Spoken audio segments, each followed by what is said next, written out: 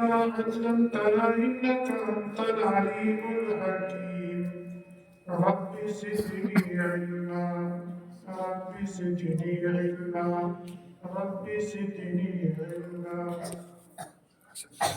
میرے عزیز ساتھیوں اور اسٹیج پر بیٹھے ہوئے معزز اساتذہ کرام اور ذمہ داران حضرات، میں کافی دیر سے بچوں کا پروگرام سن رہا تھا۔ پروگرام سننے کے بعد ایسا محسوس ہوا کہ واقعتاً اس مکتب کے اندر بہت محنت ہو رہی ہے۔ یہاں کے اساتذہ انتہائی جافشانی کے ساتھ، تن دھن کے ساتھ بچوں پر پوری محنت کر رہے ہیں۔ جیسے کہ بتلایا کہ 236 طلباء ہیں اور پڑھانے والے کل 2 استاد ہیں۔ یقینی طور پر 2 استاذ 236 بچوں کو پڑھائیں، کتنی محنت ان کو کرنی پڑتی ہے، آپ حضرات اس کا اندازہ لگا سکتے ہیں۔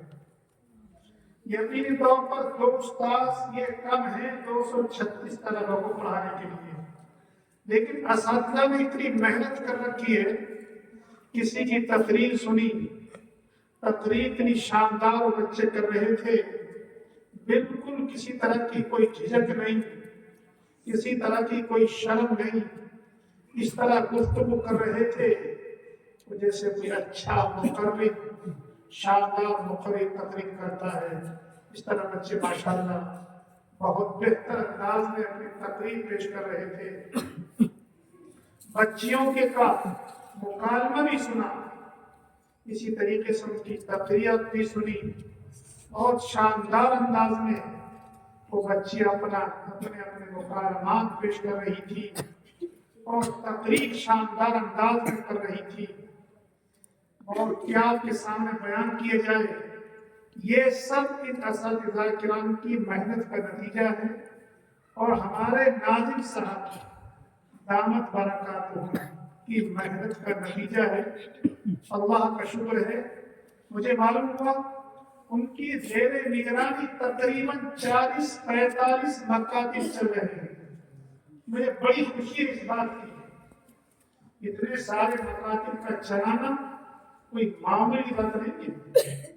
میں تو اپنے گھر کو دیکھتا ہوں، مجھ سے اپنا گھر چلانا مشکل ہے، لیکن یہاں ماشاءاللہ ناظم صاحب، یہاں کے اساتذہ کرام تقریباً 40-45 مکاتب چلا رہے ہیں۔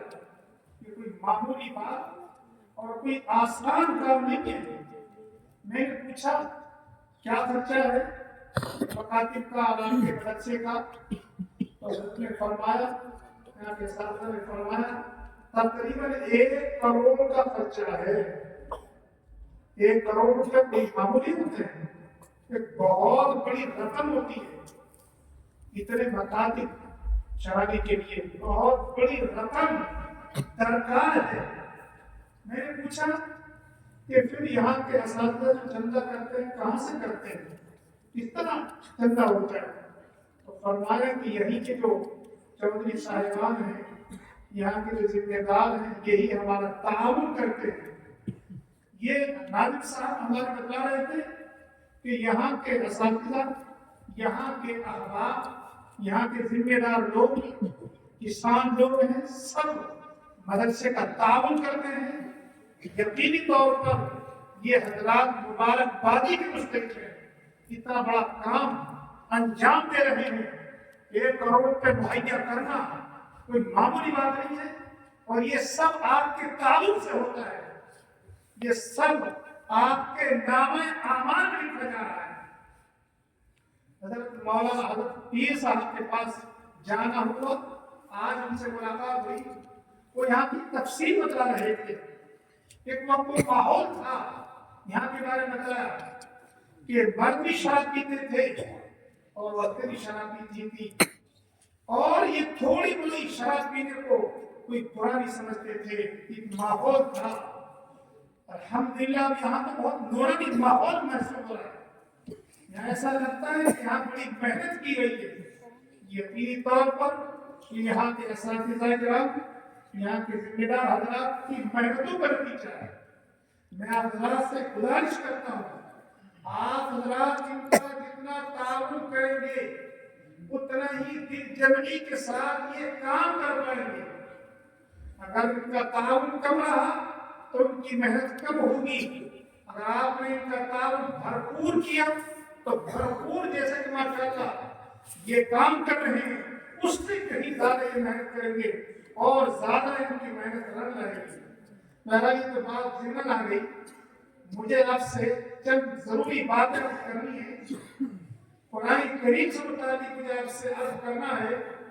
قرآن کریم میں اللہ تبارک و تعالی نے ارشاد فرمایا، ان هذا القرآن یہدی للتی ہی اقوم، صدق اللہ العظیم۔ یہ قرآن کریم وہ دولت ہے جو سیدھا راستہ بتلاتا ہے۔ جو حضرات قرآن کریم پر عمل کرتے ہیں وہ ہدایت پر ہیں، جو لوگ ہدایت قرآن کریم پر عمل نہیں کرتے وہ ہدایت پر نہیں ہیں۔ ہم یہ غور کریں، یہاں مسلمان صاحبان موجود ہیں، ہمارا کتنا عمل قرآن کریم پر ہے؟ زیادہ تر مسلمان وہ ہیں جن کا عمل قرآن کریم پر نہیں ہے۔ آپ رات کو اسمبا ہوگا یہ کیا کہہ رہا ہے، لیکن بات یہ نہیں ہے کہ زیادہ تر ہمارا عمل قرآن کریم پر نہیں ہے۔ کیوں؟ اللہ تبارک و تعالیٰ نے کلام پاک میں بار بار ارشاد فرمایا، نماز پڑھیے۔ ہم کتنی نماز پڑھتے ہیں؟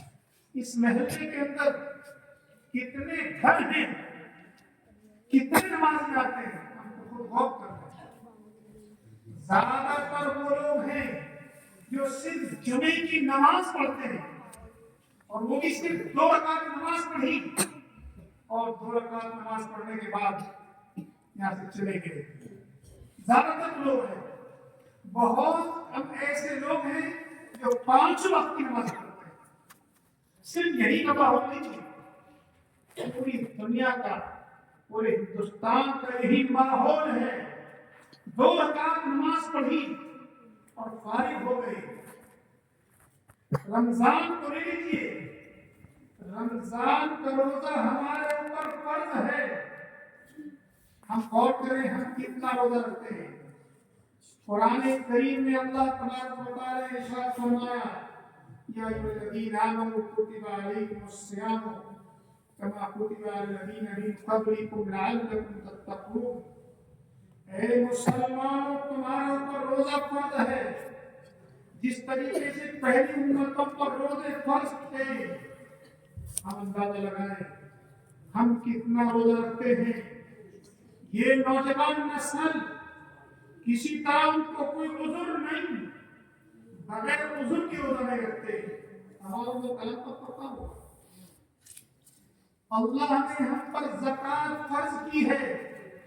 جو کھاتے پیتے لوگ ہیں، جن کے پاس 52.5 تولہ چاندی ہے یا 7.5 تولہ سونا ہے، اور یا ان کے پاس کا بینک بیلنس ہے، وہ کتنا زکوٰۃ ادا کرتے ہیں؟ زیادہ تر مسلمانوں کی وہ تعداد ہے، زکوٰۃ فرض ہونے کے باوجود مسلمان زکوٰۃ ادا نہیں کرتے۔ اگر سارے مسلمان زکوٰۃ ادا کرنے لگے، کوئی مسلمان بھکاری نہ رہے۔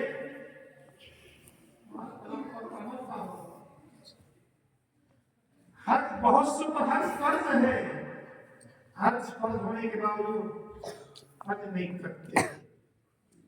اور انتہائی افسوس کے ساتھ میں بات کہہ رہا ہوں، سود لینا دینا مسلمان کے لیے حرام ہے۔ قرآن کریم میں اللہ نے ارشاد فرمایا، احل اللہ البیع وحرم الربا۔ اللہ نے سود کو حرام کیا ہے اور خرید و فروخت کو جائز قرار دیا ہے۔ ہم سود سے کہاں بچتے ہیں؟ سارے اکثر مسلمان سود کے اندر مبتلا ہیں. آپ کو تعجب ہو رہا ہوگا کہ ہم کہاں سود کھاتے ہیں، لیکن میں کہتا ہوں سب کھا رہے، لیکن اس کے اندر ملوث ہو. کیسے؟ ہم سب کے کھاتے بینکوں کے اندر ہوتے ہیں. ہم جب اپنی سودی رقم بینک سے نکالتے ہیں تو بینک ہمیں ہماری اصل رقم بھی ہمیں دیتا ہے، اور جب سال گزر جاتا ہے تو سودی رقم بھی ہمیں ملتی ہے. اکا دکا کچھ لوگ تو ایسے ہوں گے وہ سودی رقم کو اپنے اوپر استعمال نہیں کرتے. زیادہ تر مسلمان کو ہے جو سودی رقم ملتی ہے اس کو اپنے اوپر خرچ کر لیتے ہیں. بزرگوں بھائی، ہماری آمدنی حلال کہاں ہوئی؟ ہماری آمدنی تو حرام ہے. بہت سے لوگ شکایت کرتے ہیں، ہم دعا کرتے ہیں، ہماری دعا قبول نہیں ہوتی. ہماری دعا کیسے قبول ہوگی جب ہمارا کھانا پینا حلال نہیں ہے؟ حدیث میں آتا ہے ایک شخص ہے جو رو رو کر گڑ گڑا کر اللہ کے سامنے دعا کرتا ہے، لیکن اس کی دعا قبول نہیں ہوتی. دعا کیسے قبول ہوگی؟ اس کا کھانا پینا حلال نہیں ہے. دعا کے قبول ہونے کے لیے شرط یہ ہے کہ کھانا حلال ہونا چاہیے، کھانا پینا حلال ہونا چاہیے. لیکن ہمارا کھانا پینا حلال نہیں تو ہماری دعا قبول نہیں ہوگی. ایک واقعہ مجھے یاد آ رہا ہے. ایک صحابی نبی اکرم صلی اللہ علیہ وسلم کے پاس تشریف لائے اور آ کر کے عرض کیا، یا رسول اللہ صلی اللہ علیہ وسلم، آپ میرے لیے دعا فرما دیجئے کہ میں مستجاب الدعوات ہو جاؤں. تو نبی اکرم صلی اللہ علیہ وسلم اگر چاہتے تو ان کے لیے دعا فرما دیتے اور ان کے لیے خاص طور پر دعا کر کے وہ مستجاب الدعوات ہو جاتے. لیکن نبی اکرم صلی اللہ علیہ وسلم نے ان کے لیے خاص طور پر دعا نہیں فرمائی، بلکہ ایسا نسخہ ارشاد فرمایا جو سارے مسلمانوں کے لیے مفید ہے. حضرت نبی اکرم صلی اللہ علیہ وسلم نے یہ ارشاد فرمایا، ایک کام کر لو مستجاب الدعوات ہو جاؤ گے. انہوں نے پوچھا، یا رسول اللہ کیا نسخہ ہے؟ آپ صلی اللہ علیہ وسلم نے فرمایا، حلال، تمہارا کھانا پینا حلال ہونا چاہیے. اگر تمہارا کھانا پینا حلال ہوگا مستجاب الدعوات ہو جاؤ گے. صحابی رسول تھے، انہوں نے آپ کی بات کو گرہ سے لگا لیا، مضبوطی سے تھام لیا. جب بھی کھاتے حلال کھانا کھاتے، حرام سے بچتے. چنانچہ اللہ نے ان کے اندر یہ صفت پیدا کر دی، جب بھی دعا کرتے ان کی دعا قبول ہو جاتی، وہ مستجاب الدعوات ہو گئے. یہ بزرگوں بھائیوں، یہ نسخہ سارے مسلمانوں کے لیے ہے. اگر سارے مسلمان حلال کھانا شروع کر دیں، حلال کھائیں، چاہے چٹنی ملے سب حلال کھائیں، حرام سے بچیں، سب کی دعا قبول ہو جائے گی. یہ نسخہ سارے مسلمانوں کے لیے. بہرحال وہ صحابی رسول مستجاب الدعوات ہو گئے. ان کی حضرت عمر فاروق رضی اللہ تعالیٰ عنہ سے کچھ انبن ہو گئی. عمر فاروق کے بارے میں سبھی جانتے ہیں عمر فاروق رضی اللہ تعالیٰ عنہ کون شخص ہے. عمر فاروق رضی اللہ تعالیٰ عنہ ایسا شخص ہے، ان جیسا غور دبدبے والا انسان مسلمانوں میں نہیں ہوا. ایک مرتبہ ان کی حضرت عمر فاروق سے انبن ہو گئی. وہ بولے حضرت عمر فاروق رضی اللہ تعالیٰ عنہ سے کہ عمر فاروق سن لو، میں آپ کا کچھ بگاڑ تو سکتا نہیں، لیکن میں آپ کو ایک بد دعا کروں گا. اتنا کہنا تھا، عمر فاروق رضی اللہ تعالیٰ عنہ وہی بیٹھ گئے اور کہنے لگے، کچھ بھی کر لو، کچھ بھی سزا دے لو، لیکن آپ میرے بد دعا نہ کریں. عمر فاروق سمجھتے تھے، جانتے تھے اگر اس نے میرے لیے بد دعا کر دی تو میری ہلاکت میں کوئی شک نہیں ہے۔ فوراً اس کے سامنے اپنی معافی مانگ لی اور غلطی کا اقرار کر لیا اور یہ کہا جو چاہو سزا دے دو لیکن میری بد دعا نہ کرو۔ میں آپ سے کہنا چاہتا ہوں ان کے اندر یہ صفت کیسے پیدا ہوئی؟ حلال کھانے سے ان کے اندر یہ صفت پیدا ہوئی۔ میں آپ حضرات سے یہ گزارش کرتا ہوں میرے محترم بزرگوں بھائیوں، چاہے ہم چٹنی سے کھائیں، حلال کھائیں، یہ صفت اللہ ہمارے اندر پیدا کر دے گا، کر سکتا ہے۔ میرے محترم بزرگوں بھائیوں، یہ سود کھانا کوئی معمولی بات نہیں ہے۔ جو آدمی ایک درہم سود کا کھاتا ہے گویا کہ اپنی ماں کے ساتھ 36 مرتبہ زنا کرتا ہے، گویا کہ ایسا ہو جاتا ہے کہ اس نے اپنی ماں کے ساتھ 36 مرتبہ زنا کر دیا۔ میں بات یہ کر رہا ہوں تو بھائیوں ہمارا من کرم پاک پر ہے کہاں؟ جب ہمارا من کرم پاک پر نہیں ہے تو ہم ہدایت پر کہاں ہیں؟ ایک اور بات ارشاد آپ کے سامنے پیش کرتا ہوں۔ شراب کو اللہ تبارک و تعالیٰ نے حرام فرمایا ہے، لیکن یہ ہماری نوجوان نسل شراب کی اور نشے کی عادی ہو گئی ہے۔ آج یہ نوجوان نسل شادی بیاہ کے موقع پر ڈی جے بجواتے ہیں اور باقاعدہ یہ طے ہوتا ہے تو میری شادی میں ناچ، میں تیری شادی میں ناچوں گا، اور یہ نوجوان نسل شادی میں ناچتی ہے شراب پی کر، جبکہ شراب کے بارے میں کلام پاک نے صاف ارشاد فرمایا کہ شراب بالکل ناپاک ہے، اس کا ایک قطرہ بھی اگر کہیں لگ جائے تو وہ چیز جہاں لگ جائے وہ چیز ناپاک ہو جاتی ہے، لیکن یہ نوجوان شراب پی رہی ہے۔ ایک جگہ جانا ہوا وہاں دیکھا ٹھیکیدار مسلمان، شراب کا ٹھیکیدار مسلمان ہے۔ آج یہ ہمارا حال ہو گیا ہے، مسلمان یہ کہاں سے کہاں جا رہے ہیں۔ اس لیے بزرگوں بھائیوں آج ہم انتہائی پستی میں ہیں، انتہائی ذلیل و خوار ہیں۔ بیچ میں ایک بات میں اور بات یاد آئی، آج ہماری شادی بیاہ کے موقع پر بہت سے بچوں نے تقریر بھی کی اور ہمارے جو مہمان نظام تشریف لائے انہوں نے اس بات کی طرف اشارہ فرمایا۔ آج شادی بیاہ کے موقع پر فضول خرچی حد سے زیادہ ہو رہی ہے۔ قرآن کریم میں تو اللہ تبارک و تعالیٰ نے ارشاد فرمایا ان المبذرین کانوا اخوان الشیاطین، یہ فضول خرچی کرنے والے یہ شیاطین کے بھائی ہیں۔ قرآن کریم میں دوسری جگہ ارشاد فرمایا کلوا واشربوا ولا تسرفوا، کھاؤ اور پیو اور فضول خرچی نہ کرو۔ یہ شادی بیاہ کے موقع پر حد سے زیادہ خرچ کرنا یہ فضول خرچی ہے جو سراسر حرام ہے۔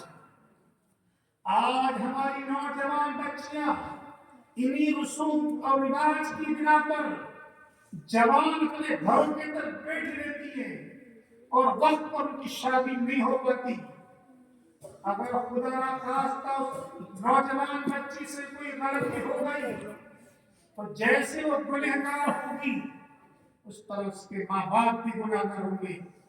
جیسے کہ بتلایا ہماری بچیاں آج ہمارے غیروں کے ساتھ جا رہی ہیں، غیروں کے ساتھ جانے کا جیسے اور اسباب ہیں، ایک سبب یہ بھی ہے کہ وقت پر ان کی شادی نہیں ہو پاتی اور بچیاں باہر کام کرتی ہیں، بچیاں باہر پڑھتی ہیں، وہاں پہ غیروں کے ساتھ چلی جاتی ہے۔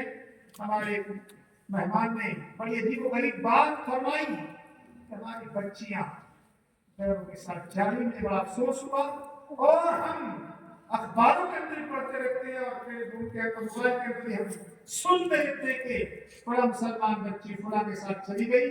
ایک وجہ اس کی یہ ہے کہ وقت پر شادی نہیں ہو پاتی۔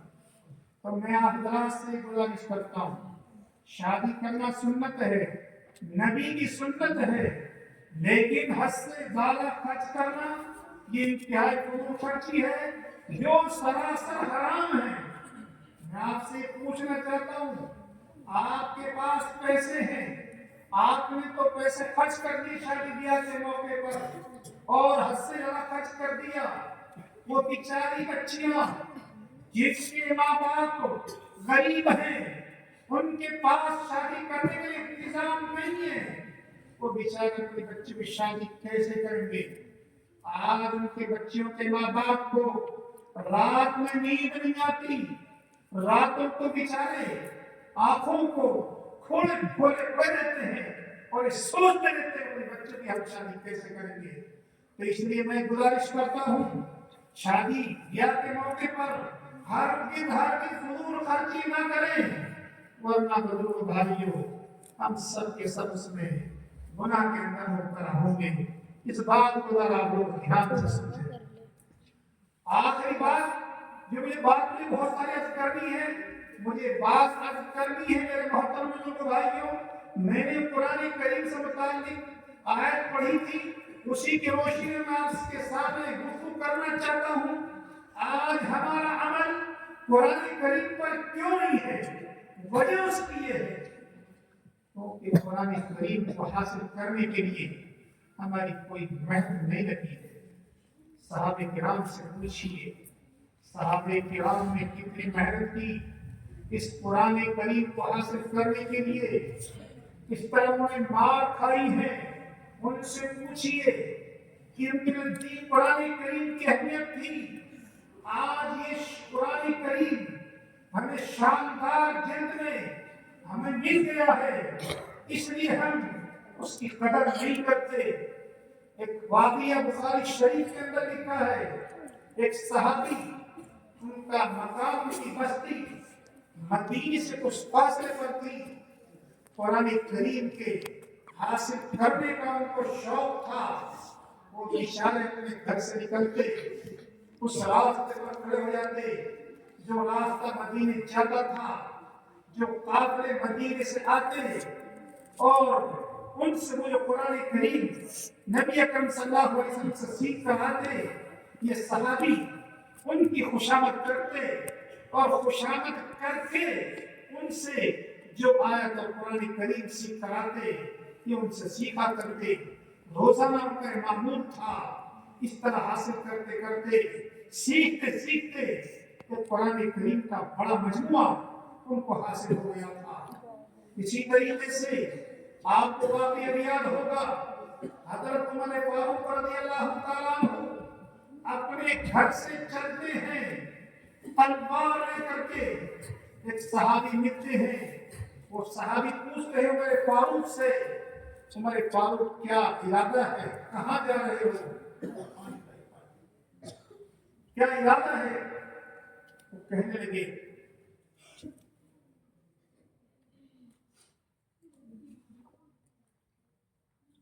وہ کہنے لگے نعوذ باللہ من ذالک، محمد کا کام تمام کرنا ہے۔ وہ کہنے لگے کہ اپنے بہن بہنوئی کی خبر لو، تمہاری بہن بہنوئی مسلمان ہوئے۔ عمر فاروق نے راستہ بدل دیا اور اپنے بہن بہنوئی کے گھر پہنچے۔ جو صحابیوں کو کلام پاک پڑھا رہے تھے وہ جلدی سے چھپ گئے، بہن بہنوئی کلام پاک پڑھتے ہوئے رہ گئے۔ عمر فاروق رضی اللہ عنہ پہنچے، ان کو کلام پاک پڑھتے ہوئے دیکھا تو انہوں نے اپنے بہن بہنوں کو اتنا مارا یہاں تک کہ بہن اس کے خون نکل آیا۔ آخر عمر فاروق کی بہن تھی، کہنے لگے عمر فاروق کچھ بھی کر لو، ہم مسلمان ہو گئے ہیں، اسلام سے ہم پھیرنے والے نہیں ہیں۔ تھوڑی دیر کے بعد میں عمر فاروق کا غصہ ٹھنڈا ہوا اور پوچھا تم کیا پڑھ رہے تھے؟ وہ کہنے لگے کہ ہم یہ کلام پاک پڑھ رہے تھے، سورہ طٰہٰ کی آیت کھلی ہوئی تھی۔ عمر فاروق نے پڑھنا چاہا، وہ کہنے لگی اس کو ناپاک ہاتھ لگاتے، نہیں پڑھتے، نہیں چھوتے۔ چنانچہ انہوں نے غسل کیا اور اس کو پڑھنا شروع کیا، ان کا دل نرم ہو گیا۔ اس کے بعد وہ کہنے لگے کہ میں نبی اکرم صلی اللہ علیہ وسلم کے پاس تشریف لے جاتا ہوں۔ وہاں گئے اور حضور اکرم صلی اللہ علیہ وسلم کے جا کر مسلمان ہو گئے. میں باقی اس لیے سنا رہا ہوں میرے محترم بزرگ بھائیوں، میں بات کر رہا ہوں جی، لمبی بات نہیں کر رہا، میں تھوڑی سی بات کر رہا ہوں. نبی اکرم صلی اللہ علیہ وسلم میں یہ واقعہ اس لیے سنا رہا ہوں کہ قرآن کریم حاصل کیا ہے مال عطا کر کے. آج ہمیں آسانی سے یہ قرآن کریم مل گیا ہے، اس لیے ہمارے نزدیک قرآن کریم کی کوئی اہمیت نہیں ہے. نہ ہم قرآن کریم کی تلاوت کرتے ہیں اور نہ ہمارا اس پر عمل ہے. ایک وقت وہ تھا مسلمان کے محلے سے گزر جائیے، مسلمانوں کے گھروں سے قرآن کریم کی تلاوت کی آواز اس طرح آتی تھی جس طریقے سے شہد کی مکھیوں کی بھنبھناٹ کی آواز ہوتی ہے. اس طریقے سے ہر گھر سے قرآن کریم کی تلاوت کی آواز آتی تھی. آج ہمارے گھروں سے قرآن کریم کی تلاوت آواز نہیں آتی. ہمارے کان اس آواز کو سننے سے محروم ہیں. نہ تلاوت ہے نہ عمل ہے. بزرگ بھائیوں، اس لیے ہم ذلیل و خوار ہیں. ایک واقعہ سنا کر اپنی بات ختم کر رہا ہوں. حضرت شیخ الہند کا نام آپ نے سنا ہوگا. حضرت شیخ الہند رحمۃ اللہ علیہ، مولانا محمود صاحب دیوبندی رحمۃ اللہ علیہ، یہ دارالعلوم دیوبند کے صدر مدرس تھے. اس وقت انگریزوں کی حکومت تھی. انگریزوں کو وہاں سے وہ نکالنا چاہتے تھے اور مسلمانوں نے، علماء نے بڑی محنت کی اور محنت کر کے اس کو نکلنے پر مجبور کر دیا.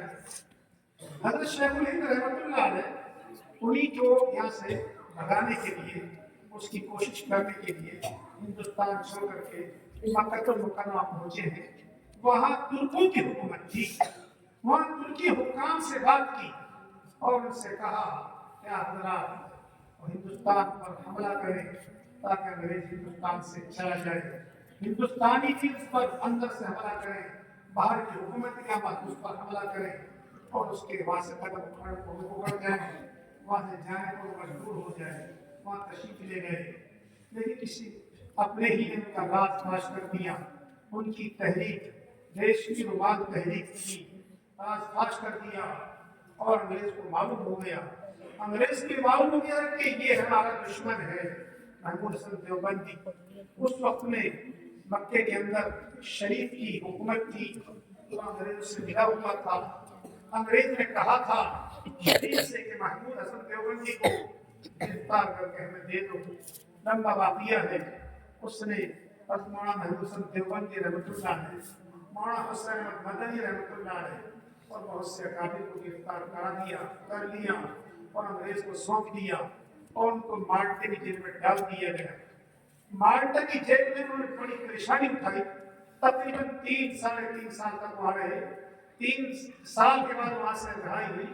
ہندوستان تشریف لائے اور ہندوستان تشریف لانے کے بعد جب دیوبند پہنچے ہیں، وہاں آ کر کے مجلس کو خطاب کیا ہے. مجلس کو خطاب کرتے ہوئے انہوں نے فرمایا میں نے جیل کی سلاخوں کے اندر بہت غور کیا.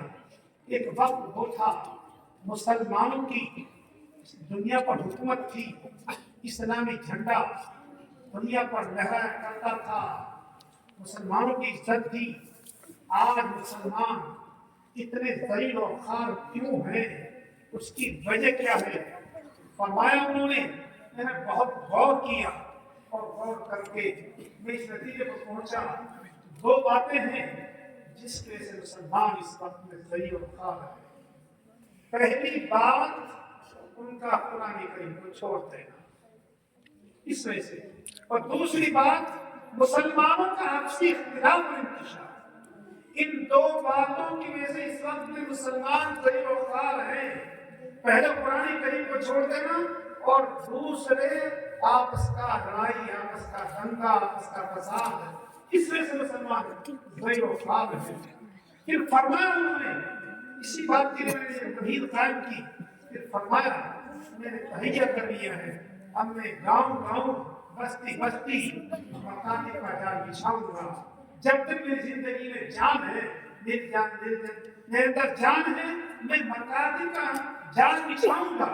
مجھے خوشی ہے ناظم صاحب سے ماشاءاللہ انہوں نے تقریباً 40-45 مکاتب قائم کیے ہیں، اور یہ معلوم ہے کہ الحمدللہ کا شکر ہے جب تک ہمارے بچے مکتب میں پڑھتے رہیں گے ان کا دین اور ان کا ایمان محفوظ رہے گا۔ ان مکاتب کی وجہ سے دین اور ایمان محفوظ ہے۔ آج ضرورت اس بات کی ہے جہاں آپ بھی مکاتب کو چندہ دیتے ہیں اور اتنا بڑی رقم آپ مدارس کو دیتے ہیں، 1 کروڑ تو صرف اس مدرسے کو مکتبہ زید القرآن کو آپ دیتے ہیں، اور کتنے مدارس کا آپ تعاون کرتے ہیں، لیکن اس سے کہیں زیادہ اس بات کی ضرورت ہے کہ مکاتب کو بچوں کا چندہ دیا جائے۔ بچے جتنے ہوں گے، جتنے پڑھنے کے آئیں گے، اتنے ہی ہمارا مدرسہ چمکے گا۔ اس لیے اللہ کا شکر ہے 136 بچے 236 بچے چھوٹے سے مکتب میں آپ بھیج رہے ہیں۔ یقینی طور پر آپ حضرات کا اس کے ساتھ تعاون ہے، یعنی بچوں کا بھی تعاون ہے اور ہماری تعاون بھی ہے، بہت بڑی خوشی کی بات ہے۔ تجربہ ہے کہ بچہ بچپن میں مکتب میں پڑھنے کا وہ کہیں بھی جائے گا وہاں کے ماحول سے متاثر نہیں ہوگا۔ آج ہمارے مہمان صاحب مہمان عزیز نے فرما رہے تھے بچیاں ہمارے ہاتھوں سے نکل رہی ہیں۔ یہ وہی بچیاں ہیں جو بچیاں مکتب میں کلام پاک نہیں پڑھ رہی ہیں، یہ وہی بچے ہیں جو بچے مکتب میں کلام پاک نہیں پڑھ رہے ہیں، وہی ہمارے ہاتھوں سے نکل رہے ہیں۔ فرمایا کہ ان کو کلمہ تک یاد نہیں ہے۔ جب تک وہ بچیاں مکتب میں نہیں آئیں گی ان کو کلمہ کہاں تک، کلمہ کیسے یاد ہوگا؟ اس لیے میں گزارش کرتا ہوں اپنے بچوں کو زیادہ سے زیادہ مکاتب میں بھیجیں۔ کوئی مسجد ہماری مکتب سے خالی نہیں ہونی چاہیے۔ میوات میں جانا ہوگا، میوات کے اندر مساجد کے اندر تو مکاتب قائم ہے ہی، لیکن گھروں کے اندر بھی ایک استاد 100 بچوں کو پڑھا ہے، وہاں مکتب کا نظام بہت مضبوط ہے۔ جیسا کہ یہاں حضرات نے ماشاءاللہ مکاتب کا نظام قائم کر رکھا ہے، وہاں بھی بہت مضبوط ہے۔ اس لیے میں حضرات سے گزارش کرتا ہوں سب سے پہلے آپ اپنے بچوں کو دینی تعلیم سکھائیں، اس کے بعد جو چاہے آپ ان کو تعلیم سکھائیں۔ ہمیں ضرورت اس بات کی بھی ہے کہ ہمارے بچے ڈاکٹر بھی ہوں، آج مسلمان میں ڈاکٹر ہیں۔ ہمیں ضرورت اس بات کی ہے کہ ہمارے بچے پولیس آفیسر بھی ہوں، ہمیں اس بات کی ضرورت ہے کہ ہمارے بچے انجینئر ہوں، پائلٹ ہوں، جج ہوں۔ اور پہلے اپنے بچوں کو دینی تعلیم سکھائیں، اس کے بعد جو چاہے وہ سکھائیں۔ اگر ہم نے یہ طے کر لیا کہ انشاءاللہ اپنے بچوں کو ضرور یہ دینی تعلیم سکھلائیں گے تو اس مجلس کا مقصد حاصل ہو گیا۔ دعا کریں اللہ تعالیٰ سے اللہ ہمیں جو باتیں ہم نے سنی ہے ان پر عمل کرنے کی توفیق نصیب فرمائے، اور قرآن کریم کی تعلیم کو عام کرنے کی توفیق نصیب فرمائے، کیونکہ حدیث میں کیا ہے خیرکم من تعلم القرآن وعلمہ، سب میں سب سے بہتر وہ ہے جو قرآن کریم کو سیکھے اور سکھائے۔ یہ بچے سب سے بہتر ہیں جو قرآن کریم کو سیکھ رہے اور سکھا رہے ہیں۔ اللہ ہمیں باتوں پر عمل کی توفیق نصیب فرمائے۔ وآخر دعوانا ان الحمد للہ رب العالمین۔